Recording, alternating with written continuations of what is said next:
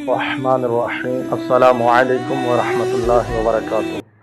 ناظرین محترم، قربانی کی فضیلت کیا ہے، اس حوالے سے کریم آقا صلی اللہ علیہ وسلم کی چند احادیث مبارکہ سماعت کیجیے گا۔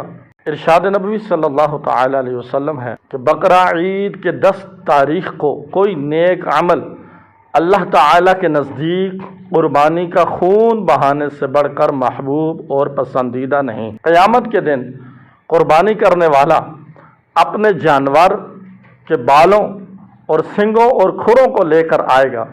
قربانی کا خون زمین پر گرنے سے پہلے اللہ تعالیٰ کے نزدیک شرف قبولیت حاصل کر لیتا ہے، لہٰذا تم خوش دلی کے ساتھ قربانی کیا کرو۔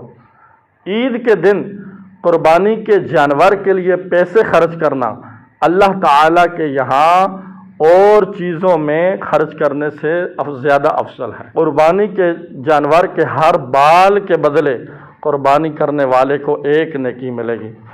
قربانی کی اصل اور روح اور حقیقت یہ ہے کہ مسلمان اللہ تعالیٰ کی محبت میں اپنی تمام خواہشات نفسانیہ کو ایک ایک کر کے ذبح کرنا سیکھ جائیں۔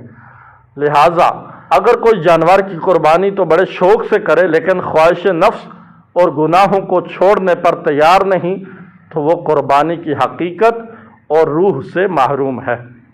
حضرت ابراہیم خلیل اللہ علیہ نبینا علیہ الصلوۃ والسلام نے صرف ایک جانور کی قربانی نہیں کی بلکہ پوری زندگی کا ایک ایک لمحہ اللہ تعالیٰ کی اطاعت اور فرما برداری میں گزارا۔